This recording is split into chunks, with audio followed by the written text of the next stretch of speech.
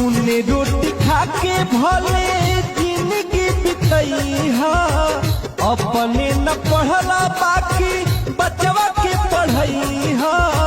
पढ़ लिख के ही केहू बनल महान बा, पढ़ लिख बबुआ कलमिए में जान बा। पढ़ लिख बबुआ कलमिए में जान बा। नून रोटी खा के भले जिंदगी बितैहा, अपने न पढ़ला बाकी बबुआ के पढ़ैहा। पढ़ लिख के ही केहू बनल महान बा, पढ़ लिख बबुआ कलमिए में जान बा। पढ़ लिख बबुआ कलमिए में जान बा। तू रोजे भेजियापन बबुआ के स्कूलवा, इहे बबुआ पढ़ के करी है रोशन ताहर नाम खुलवा। सबके जगह भैया घर घर बतैहा, सबके जगह भैया घर घर बतैहा।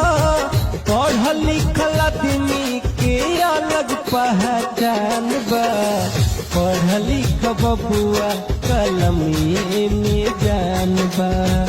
पढ़ लिख बबुआ कलमिए में जान बा। पढ़े लिख के करिह बबुआ तू सीखे शिक्षा मार।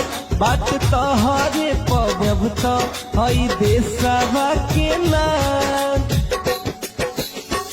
कहले भाई तोरे करिह तू बात के, कहले भाई तोरे करिह तू बात के। पढ़ला से मुश्किल काम हो गई आसान बा, पढ़ लिख बबुआ कलमिए में जान बा। पढ़ लिख बबुआ कलमिए में जान बा। नूने रोटी खा के भले जिंदगी बितैहा, अपने न पढ़ला बाकी बचवा के पढ़ैहा। पढ़ लिख के ही केहू बनल महान बा, पढ़ लिख बबुआ कलमिए में जान बा। पढ़ लिख बबुआ कलमिए में जान बा। पढ़ लिख बबुआ कलमिए में जान बा।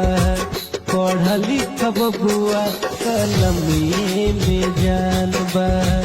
पढ़ लिख बबुआ कलमिए में